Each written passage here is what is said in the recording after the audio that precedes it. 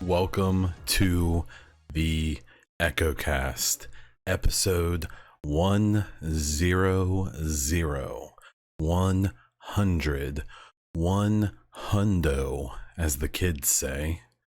It's a celebration. This is a podcast about the Division 2, its community, news, speculation, and updates. I am Bon Diesel, and I do Division stuff, such as this podcast, Twitch streams, and YouTube videos, mostly for Division 2. Today, I will announce the DZ Agent Statue giveaway winner.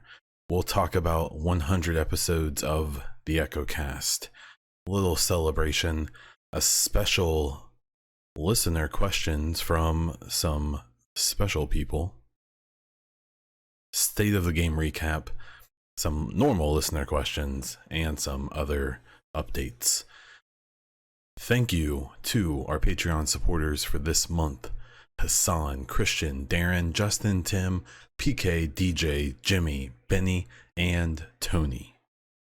If you would like to support this podcast and my other content, please check out patreon.com/theecho. Hostile broadcast detected. Okay, so for the last month-ish, I've been running a giveaway for the DZ Agent Statue. If you didn't know, eBay had a bunch of the DZ editions of Division 2 on sale for $19.99. And honestly, when someone told me about it, I didn't believe them. I figured it was a scam of some sort, only to find out it was being sold by the official Microsoft account on eBay. So I did a little digging and figured out that when they did a Xbox One S bundle with Division 2, I guess they ordered a bunch of DZ bundles and took the games out of that. I don't really know why, but that's what they did. And so it seems they were selling their extra stock. So I bought two, and this does not have the game because of what I just said. But I bought two. I'm keeping one for me because I'm selfish, and then I'm giving one away. And the winner is Semi Super J-Man.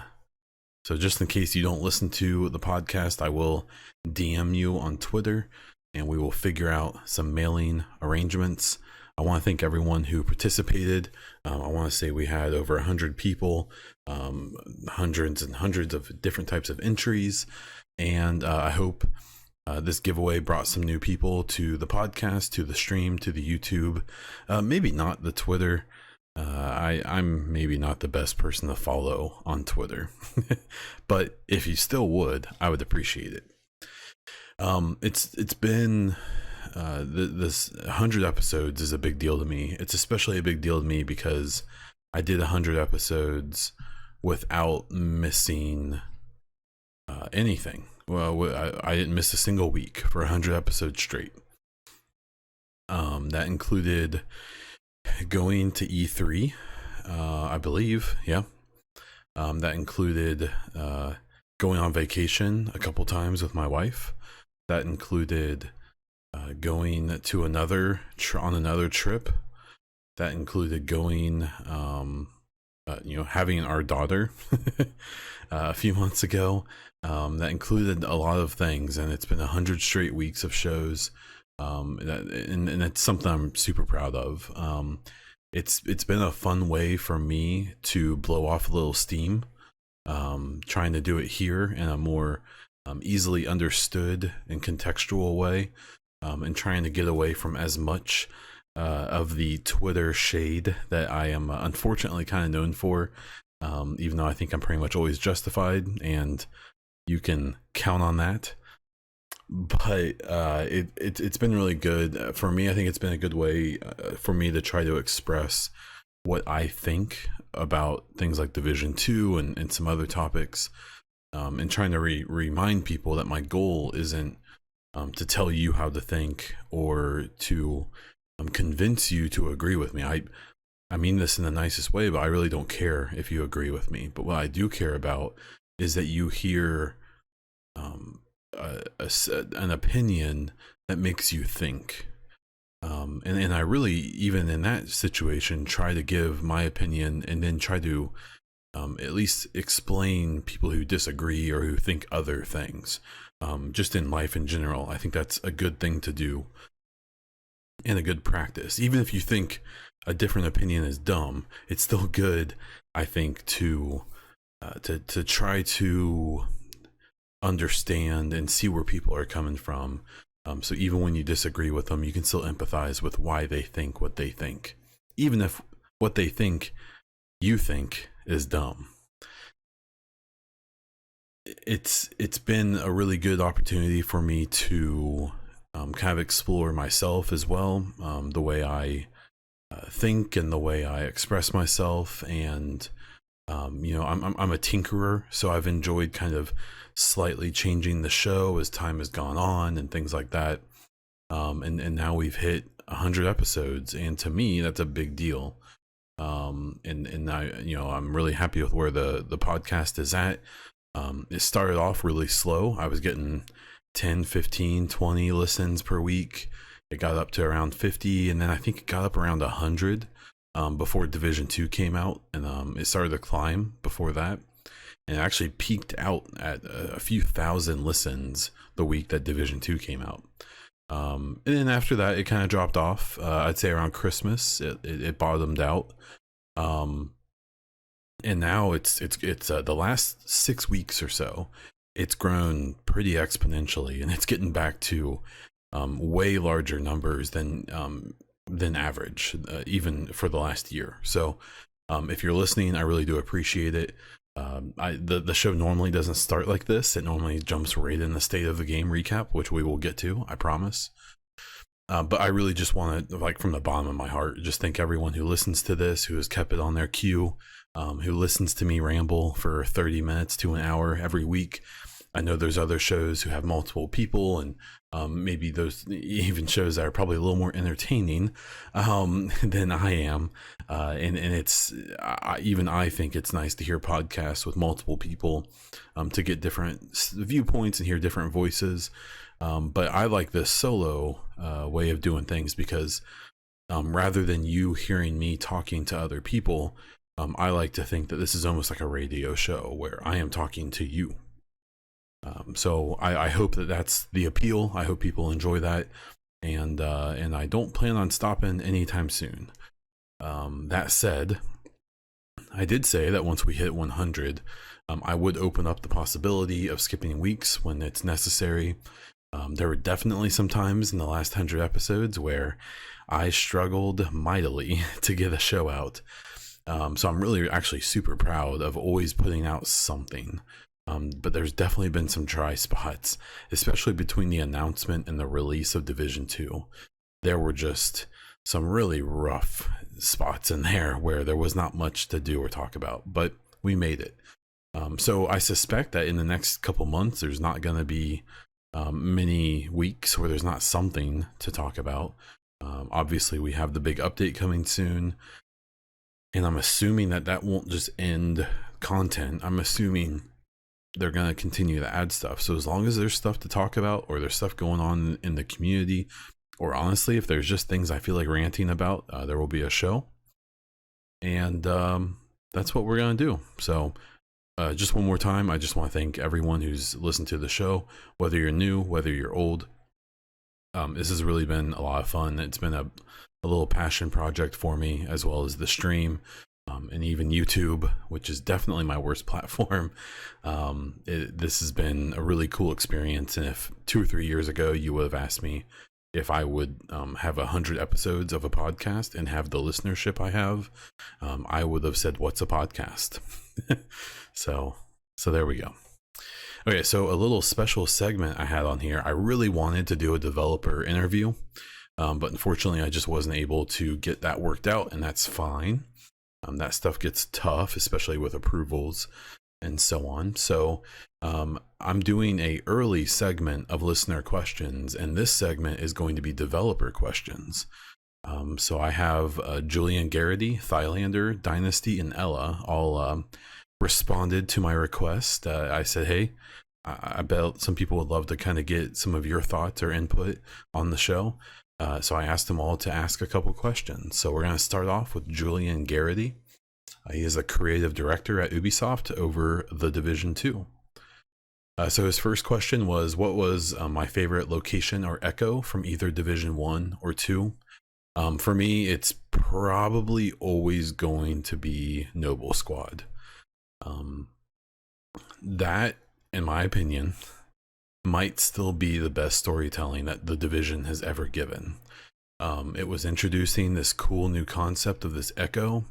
It was introducing kind of what happened to the first wave, to a lot of them, where they were kind of scrambling together and then trying to survive. And then you got to see, both through the echoes and through the environment, what happened to these people, and kind of how sad that was. And then it also led us to another person, April Keller, who became and still is an important part of the story. So the Noble Squad echoes, by far. I've enjoyed a lot of them. I think a lot of the echoes, both in the first and the second game, are really cool. When it comes to just straight location, I'll say just like New York in general, just the winter environment was really cool. It was such an eerie place. I've said it before, but I would really, maybe one day, maybe soon, but probably not. I would love to see that like winter environment again, but with all of the cool, amazing things we've seen or we've gotten in Division 2. But we'll have to wait and see. I won't push that question too much. The second question from Julian was hobbies outside of video games. He said I'm paraphrasing here, but said that he doesn't ever want people to feel like they only should have one thing to do, and I completely agree. My hobbies outside of this, I guess if you consider it a hobby, would be spending time with my family and my little girl. I really still love playing sports. It's been a couple years. I pretty severely messed up one of my Achilles heels.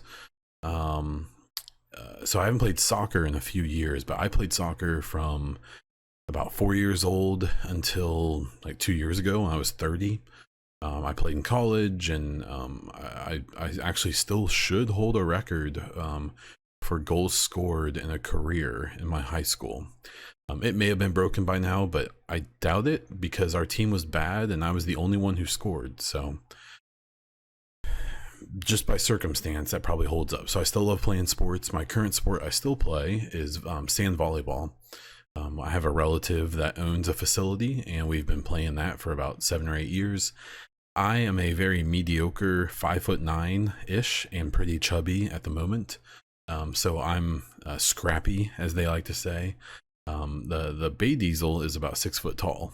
So she is very good. And while I would never admit it to her directly, could kick my butt. So it's definitely sports. I enjoy watching sports as well.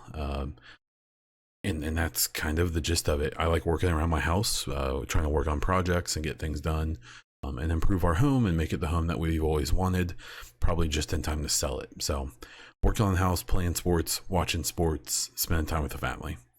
Nothing too crazy, but it's how I roll. The couple more questions are from Thylander. He's the lead 3C designer at Massive. His first question is, what makes you stick around and keep going for all the way to 100 episodes? Is it the community, the game, friends? So when it comes to the podcast specifically, I would say it's partly the community. I really do enjoy the idea of, ever since I got involved in Division at all, community wise, first on Reddit, which, if you're on that subreddit, I don't think I need to say much, but it's interesting.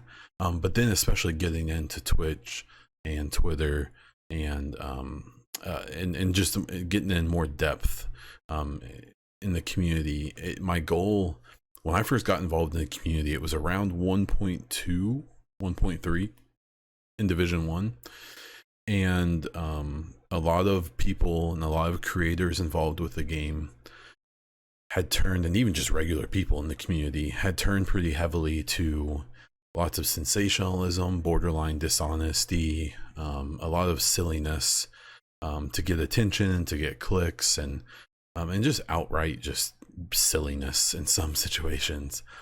And so that really annoyed me because I hate when people lie, especially when I think people lie for gain. That super drives me nuts. So, the community is the reason I got involved, is because I wanted to be maybe a somewhat biased but a very blunt and honest voice, to give people to give a opinion or to give a outlook that doesn't just follow the crowd. Unfortunately, I think there's a lot of that in this community.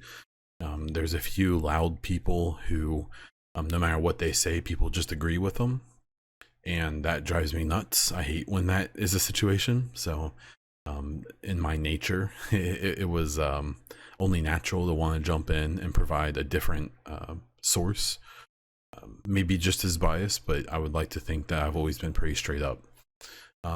It's also the challenge, 100 episodes of the podcast and really everything I do. It's always trying to improve everything just a little bit every time. It's trying new things and adjusting, seeing if it works or if it doesn't. It's trying to reach that next level or that next step. That drives me a lot. I really like to put my head into something I don't know much about, and then to try to learn as much as I can and really kick butt if I can. So, or at least die trying. So I would say, I'd say between the community and the focus would be the two things that have really kind of gotten me to be so dedicated. The second question from Thailander is, who were you when you first heard of the division compared to now? What would you tell that person? So when I first heard of the division, it would have been, I believe, that E3 in 2013. So I would have been about 25 years old, and I would have been dating Bay Diesel for about 3 years, 3 or 4, maybe a little bit. Yeah, no, about 3. I was working. See, at that time, I would have still been in child protection for the state, I think. So that was probably the worst time in my life, employment-wise. Really hard and really terrible. And what I remember was I remember seeing that first trailer and being like, oh, this looks cool, because I love gritty, realistic, or at least realistic aesthetic, cover-based stuff. Ghost Recon Future Soldier, games like that. And I saw this and I was like, whoa, that looks really damn cool. And now I am a 32-year-old, almost 32, here in a few weeks, about a little more than a month. I have a kid, I'm married, I have a house, I have a different job, but I've been at my current job for over 7 years now. So yeah, we've been right there on the cusp. And I think what I would tell that person, because at that time I didn't even know like game streaming was a thing. I think I was just delving into Reddit back then. I had left Dig, so if anyone knows what that is, you'll age yourself along with me. If I now could look back and even when it comes to being involved in the division, I'm still really happy with how I've been when it comes to the game. I've just enjoyed the game for what it is and done my best to suggest improvements. But I think there's too many people who are so concerned about making the game exactly what they want it to be. So I don't think I would need to tell myself to treat the game any differently. When it comes to community involvement, I think I would look back and tell myself to maybe focus a little more on the positive. Not, dive into too many arguments about things that at the end of the day really don't matter. and to realize earlier that some people are only here to fight, and they aren't looking to have their horizons broadened or to have any real conversation, and to mute and block and unfollow people way faster than I used to. Now I do it at a moment's notice. I've given up on the whole no block thing. So I would say maybe those are the things I would tell myself. Now, just in life in general, I would probably not tell myself anything, because while my life isn't perfect, it's far from it. I really enjoy where I'm at and how things are going and where I'm going. So I wouldn't want to mess that up. The third person that submitted some questions was Dynasty. He is a senior environment artist at Massive. His first question was, what is an area you have always wanted to see? What was happening during the activation of the agents? His example was, there's actually a canon story. It's a video on one of the Ubisoft channels that tells the story of some agents in Canada. It's actually kind of a cool story. So check it out. You can probably type in The Division Canada, and I bet it pops up something. So a thing I would probably really like to see would be what was happening in other countries when things were first happening. I don't know. So the only thing that I think we know at this point, when it comes outside of the United States, is that there were agents in Canada.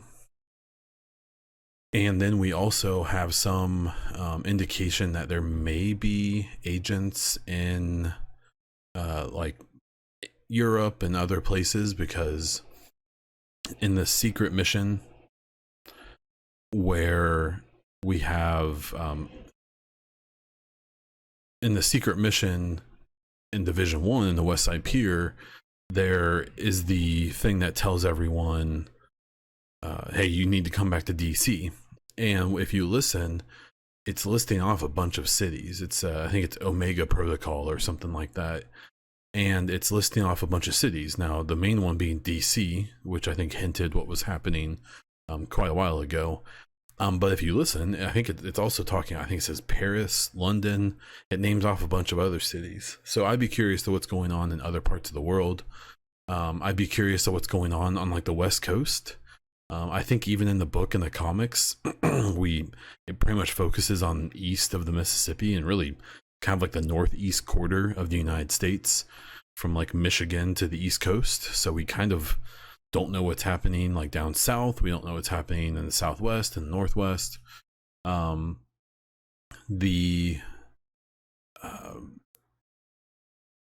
was some thought, if you remember from a while ago, that to possibly do like New Orleans as Division 2, or even like a place like Seattle or someone out west. So places like that I think would be really cool. The second question from Dynasty was, what do you feel character creation is missing? Yeah, that's kind of tough. Character creation in this game is weird, because it was a step up in like freedom of choice and like customizability for Division 2 compared to 1. But there's just something wrong about the agents in Division 2, and I don't know. It's like the hair is weird, their faces are kind of weird. I just don't know. I don't know what happened. And I'm not smart enough or educated enough to know what's so different. But I feel like just more human looking agents is what's missing. There's just something weird. They look like robots to me. But maybe that's just my bias, because I thought that the agents in Division 1 looked really natural, and kind of their stance looked natural, and their kind of posture and the way they moved just seemed a little more natural.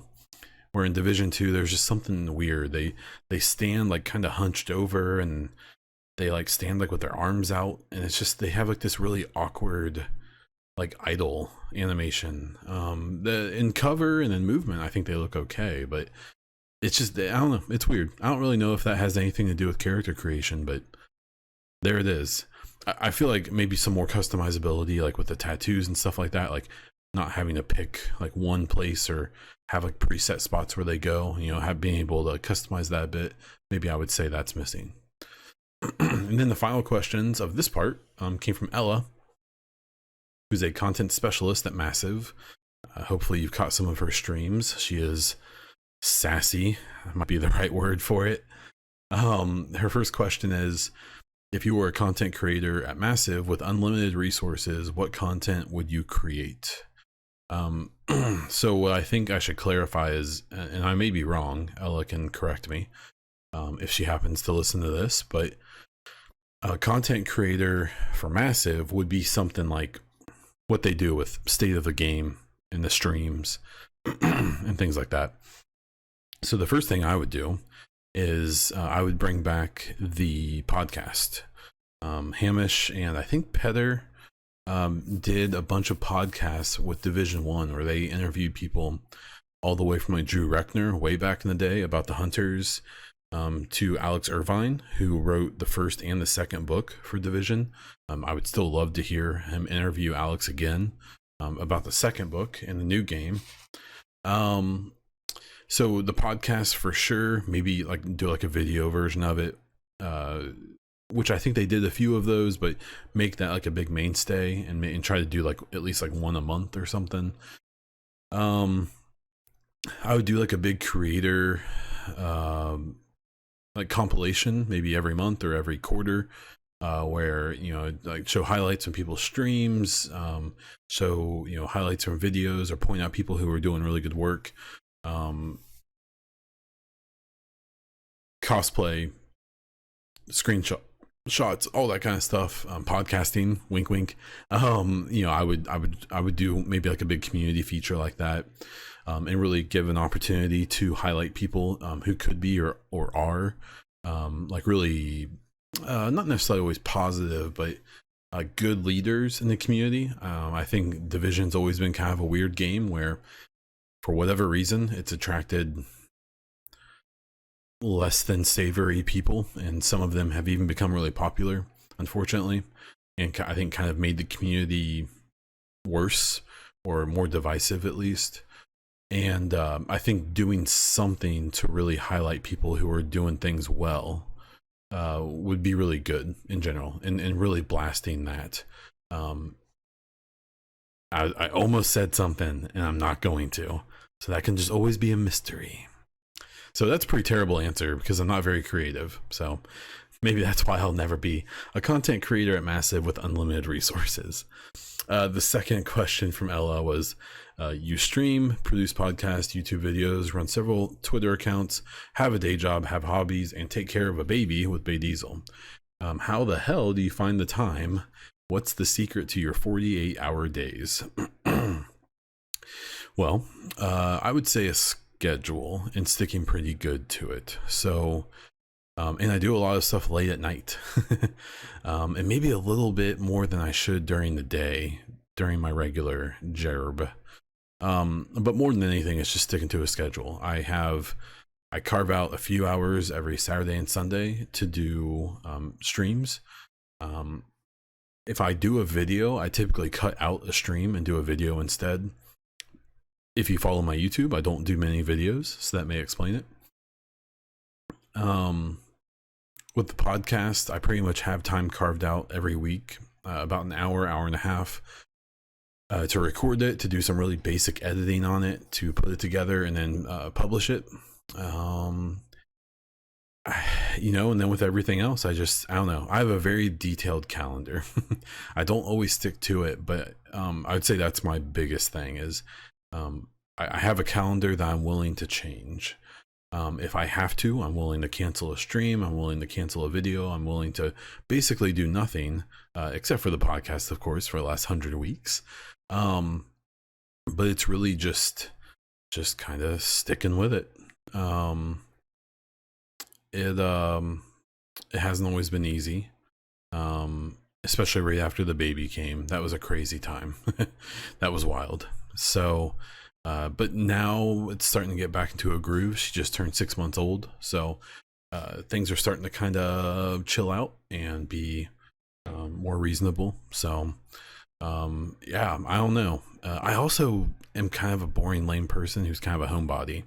So, um, Bay Diesel is the much more active one. So a lot of times she's out like with the baby, so that gives me time to do stuff as well. So, that's how you get all this stuff done, by being kind of a loser.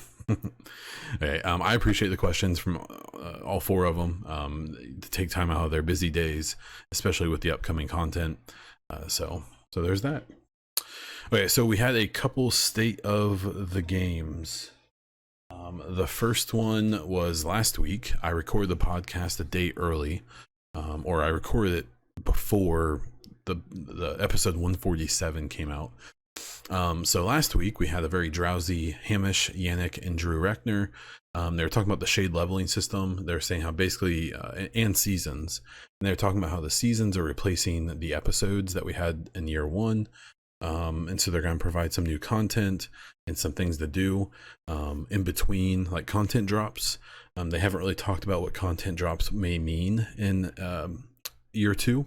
We know that the raid is coming. We know that the Warlords of New York City is coming, and that's all we know right now. So we'll have to see what that means after that. They also talked about the shade leveling system, how it's really expansive, and it allows agents to upgrade things like their weapon damage, stability, and other stats. But those things do eventually cap out. But they are able to always, you can always scavenge. So if you max everything out, you can scavenge for materials like credits and stuff like that. One thing they pointed out more recently is that this system is only available to level 40 agents. There's actually a listener question about that. I'll address it in a bit. They talked about legendary missions returning and taking place in the strongholds with upgraded Black Tusk troops. They talked about global difficulty, and they kind of showed some of that and talked about how you can reset all of the control points when you change the global difficulty. I believe they also pointed out that there will no longer be like a live world at level 40. So settlements like won't take each other over anymore. And I'll be straight up, I don't like that. That's kind of a bummer. I wish that wasn't a thing. I think that's a cool system. It annoys me at times when I'm trying to farm and stuff like that. But I don't know. I'll kind of miss those raiding parties running around and stuff like that. I hope that they still have like the supply routes and stuff like that, because just from like a world building perspective, I think that's really cool. They did briefly talk about how hunters are stronger than they were during the puzzle solution stage when the game first came out, and that there is a quote unquote not hunter surprise that will they kind of hinted that it's going to like interrupt missions and other activities. So still not really sure what that is, but we'll have to wait and see. They did talk about the DZ a little bit, and kind of reinforce that the DZ is meant to be a zone where PvP can happen, but it's not just meant to be like a PvP only zone. They reiterated as well that there will not be more than 12 players in these zones. They even said that they tested it and it just didn't work the way they wanted it to. I understand, I've seen ideas as reasonable as adding more players to the DZs. And I've seen ideas as hilariously silly as people thinking that they should redo the entire map and make one big DZ somewhere, and basically an idea that someone or some people have thrown out, that they don't understand that you're talking about something that if they started it today, if they want to redo the map entirely, it would probably be like after Division 3 comes out, assuming there is one. So, okay. But they just reinforce that they aren't going to add more people to the DZs. And I think people at some point should take the hint that that's never going to happen.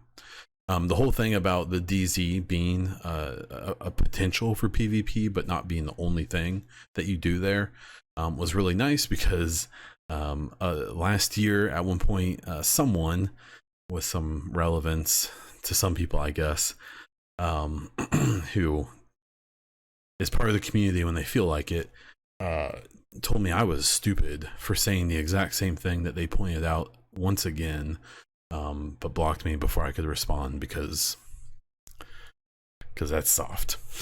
So that is what it is. So hearing that during that state of the game was actually pretty nice, because all those people who, threw their fits about me saying that, just it makes me wish I could just unblock all of them and just drop an old wink on them.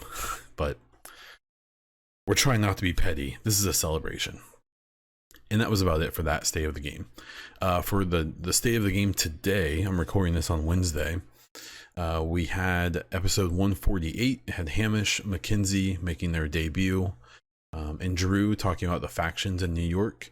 They did talk about a few things before that. There's a new issue with some walls in the game. It is not the invisible wall issue. It's a new one. But they already identified the issue, and it'll be fixed in TU8 or Warlords update. The PS4 pre-orders, they're trying to get that worked out. But just in case they don't, anyone who does play the game, I think they said before April 8th, who plays the Warlord update will get, I think it's a cosmetic pack and a skin or something. It's nothing huge, but it's still something people want. So if they can't get the PS4 pre-orders to work, that's how they're gonna make sure people still get their stuff. They did point out that the Twitch drops system didn't work correctly with the cosmetics they gave out last week, so they just gave it out to everyone. They did point out that the all black hunter cosmetic will be coming with TU8, and that it will be in the store that you can buy directly, or it'll be in the apparel cases, so you can earn it for free as well. What's cool about that is that tells me that it's going to potentially be not an outfit, but like the individual pieces. And it'd be really cool if you could like put on parts of the hunter outfit. If you haven't heard me talk about it before, I hate that they're putting the hunter outfit out. Now, obviously, from like a cool factor point of view, I'm down. That's so cool. People have wanted it for a long time. I get it. I get why people want it. And for the people who are pumped about it, I'm genuinely happy for them. And it looks great. They have a different one in the game right now that you have to earn through some silly system. And it looks really good. But one of the issues I had with the first game was they got this thing with these hunters, and these hunters they're such a cool thing in this game, mostly because we know so little about them and they're so kind of rare. And in Division 1 that we have in Survival, which was such a cool introduction to them, and then we had them in the Underground, and I thought they worked really well there. That was a cool system that they did in 1.8. The problem is that they also put them in Resistance, which, whatever, it's a silly mode anyways, so it's fine. But then they put them into the Legendary missions towards the end of Division 1.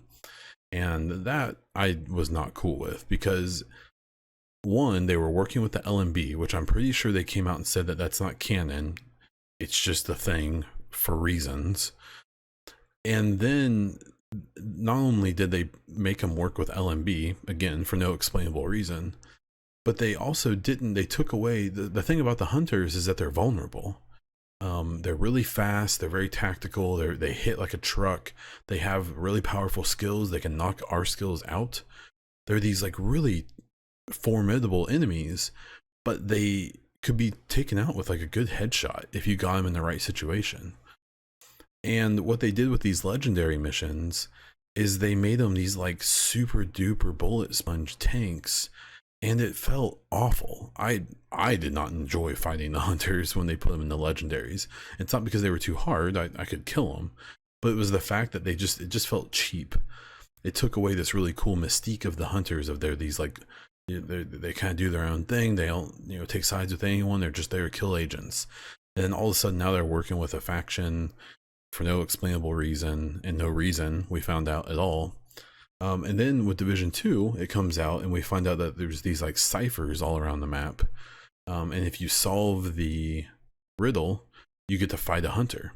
Now, if you fought those hunters that you had to reveal through the riddles, what you would find is that they were tough. I thought they were hard if you fought them during the 1 to 30 ramp up.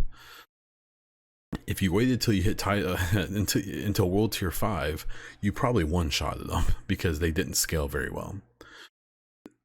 So I was really excited for more hunters. It sounds like we're getting more hunters, which is great. Um, but now they're making these cosmetics, and I'm sorry, but like, I don't think it's cool, or I don't think it's good for the hunters' mystique if they're doing jumping jacks in the base of operations, or if you see them fighting alongside you in Grand Washington Hotel. It just doesn't feel right.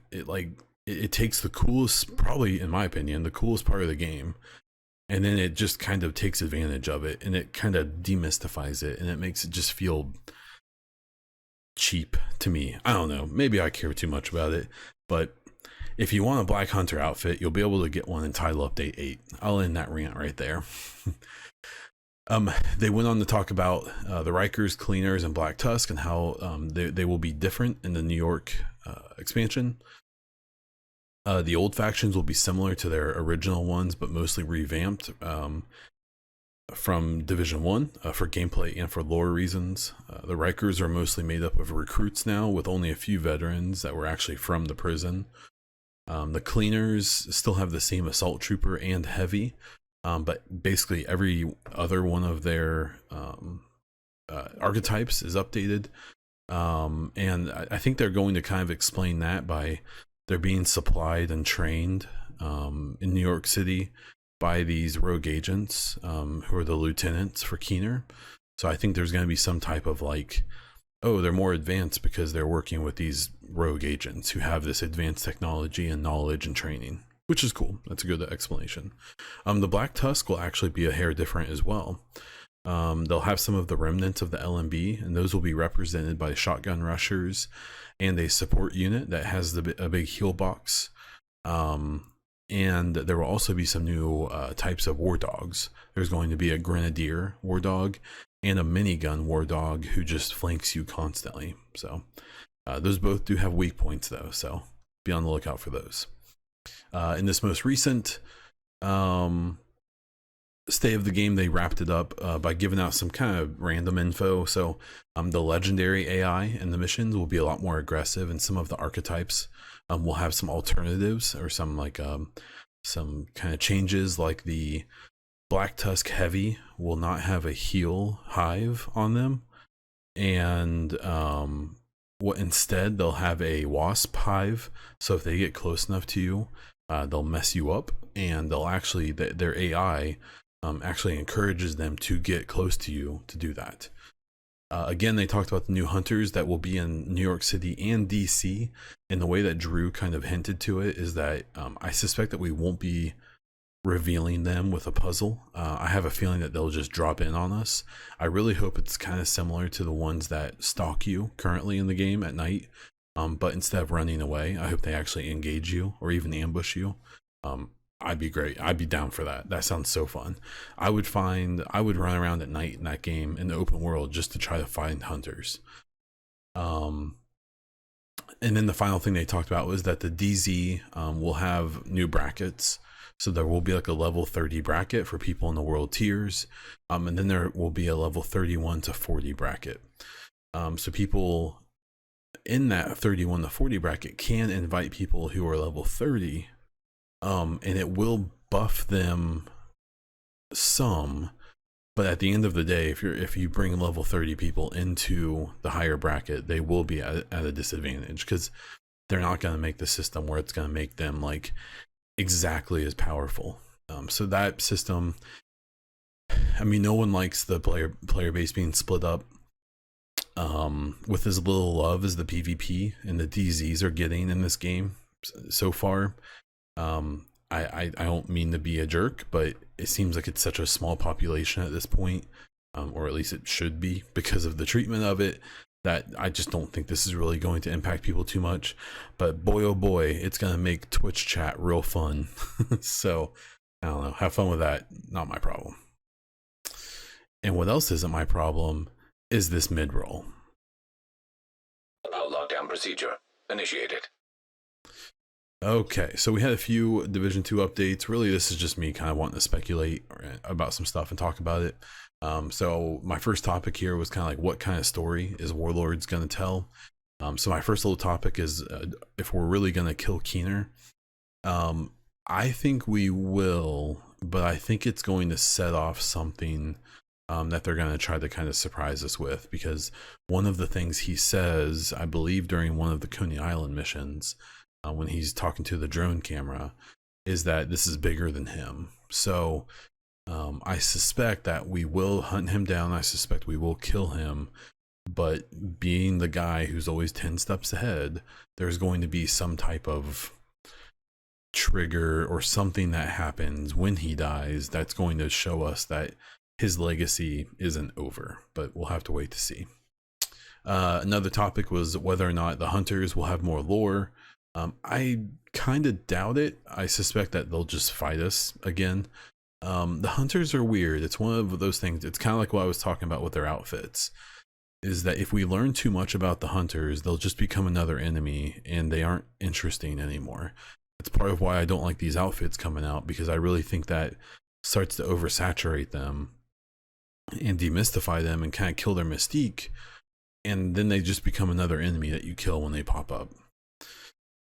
So I don't know. I would like maybe a little more info to make them a little more intriguing. But at the end of the day, the hunters are one of those things where they almost can never tell us the real story, because nothing they can make up will be as good as what the hunters deserve, at least in my opinion. So we'll have to see about that.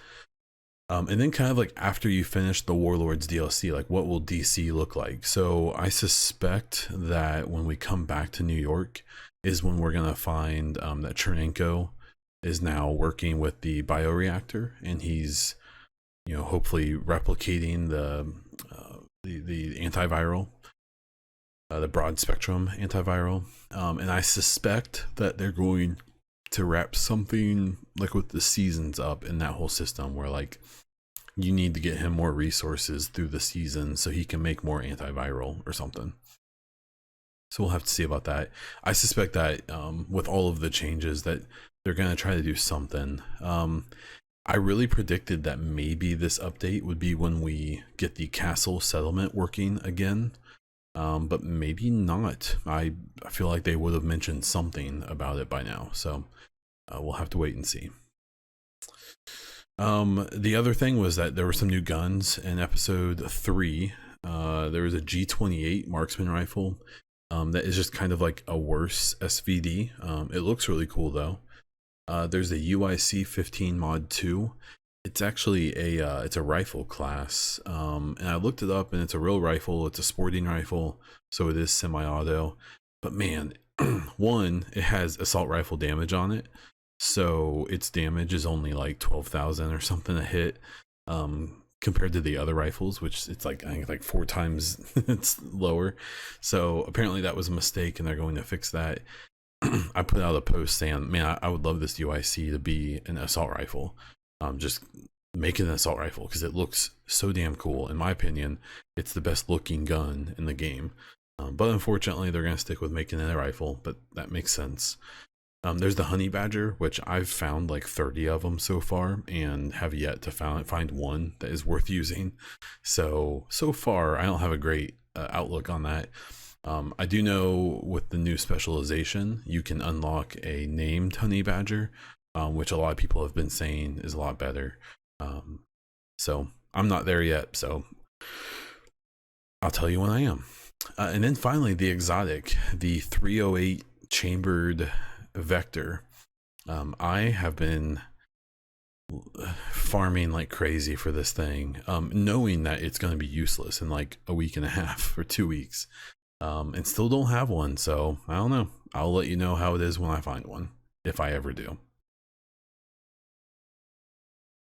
Okay, so I'm going to jump into the listener questions, and then we are going to wrap this baby up, because this is a slightly longer episode than normal. So The first question was from Mick Short on Discord. Says, will you be buying the New York DLC? Do you think there will be a year 2 season pass? So we know there won't be a year 2 season pass, so we can nix that. I will definitely be buying the New York DLC. I pre-ordered it like the minute it went up. So yes.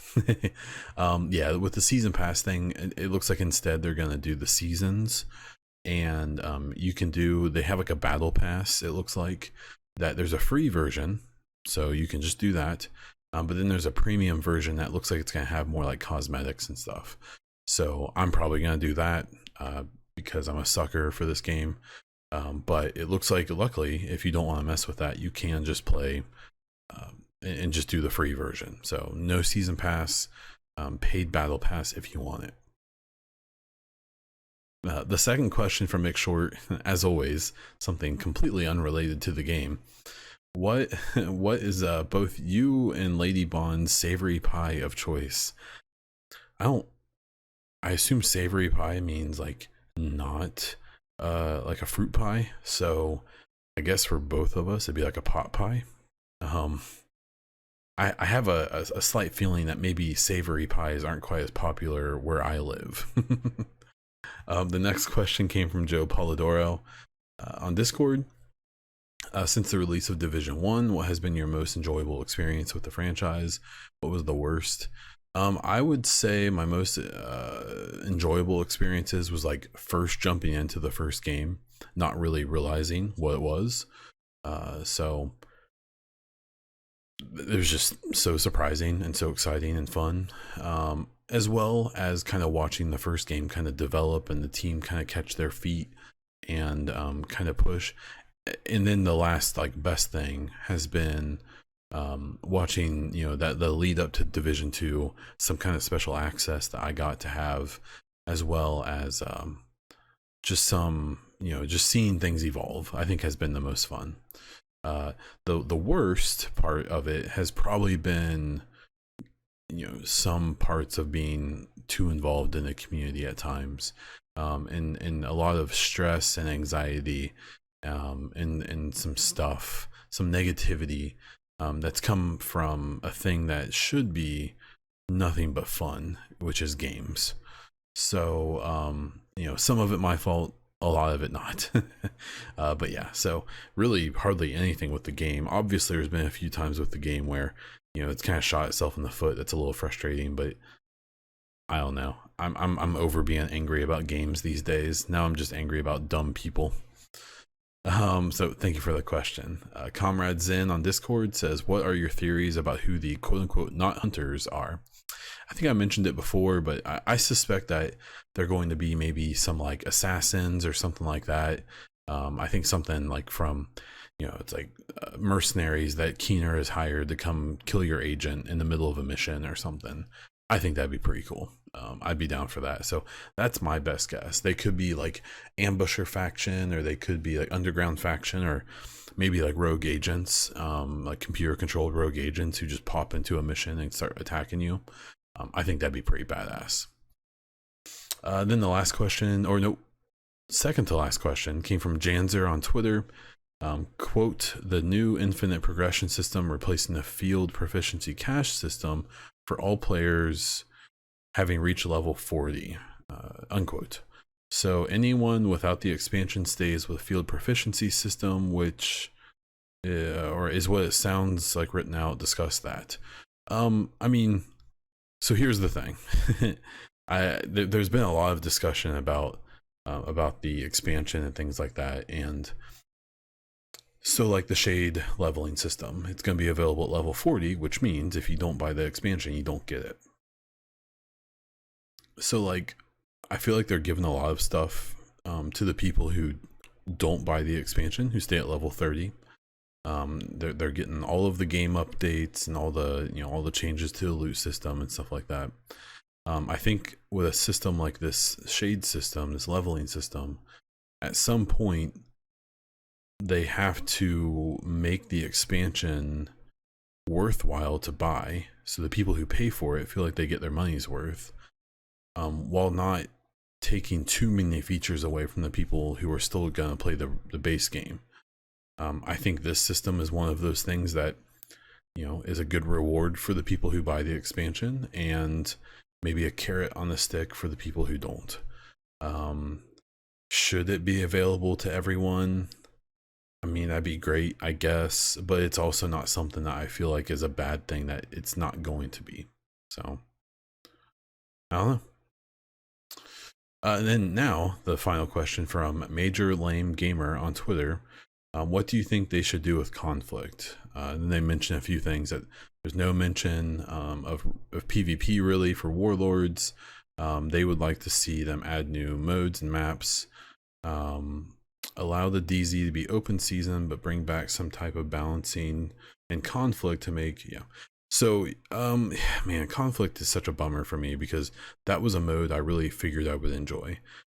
I think the DZ sucks. I think it's kind of boring personally. It's, the DZ in Division 1, I understand why some people think it was like the pinnacle of the game, but to me it was just people doing the same thing over and over. So whenever I would see people complain about, like, I don't know why, PvE people like doing missions over and over, it was always kind of funny to me, because if you watched, Division, PvP or DZ streams, they just did the same thing over and over again. It was with some slight variations, but for the most part it was the same cycle, right?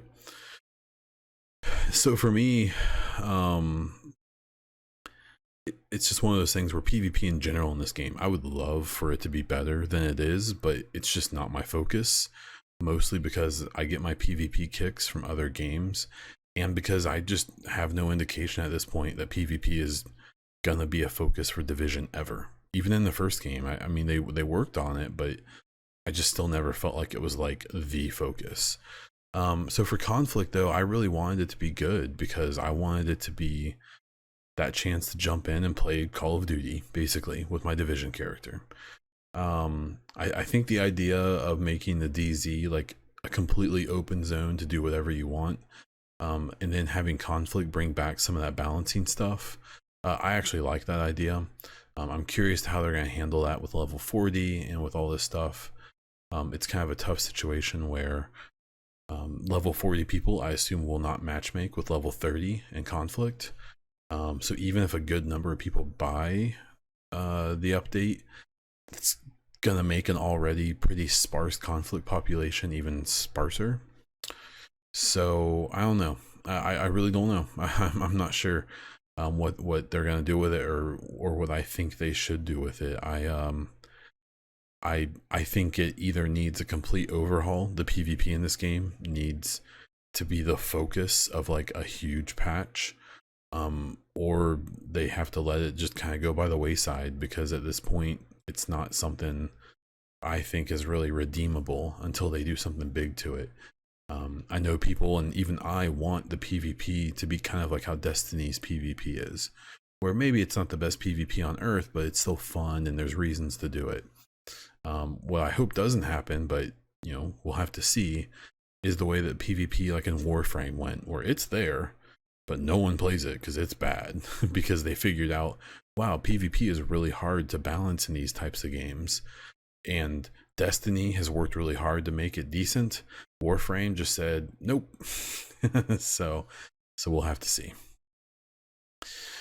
Okay, so I'm gonna wrap things up. If you can take a moment to rate the podcast on whatever platform you listen to, it helps me get noticed in the algorithms. If you want to support the podcast or check out my other content, please go to my Patreon page at patreon.com/theechocast. I am Bon Diesel on Twitch, where I stream 3 or so times a week. That is twitch.tv/Bon Diesel. I am also Bon Diesel on Twitter at Bon Diesel. Last, if you want some cool The EchoCast or Bon Diesel merch, please check out bondiesel.live/merch. That's what I have. Thank you so much for 100 episodes. It's been so fun, and I can't wait to keep doing it. Until next time.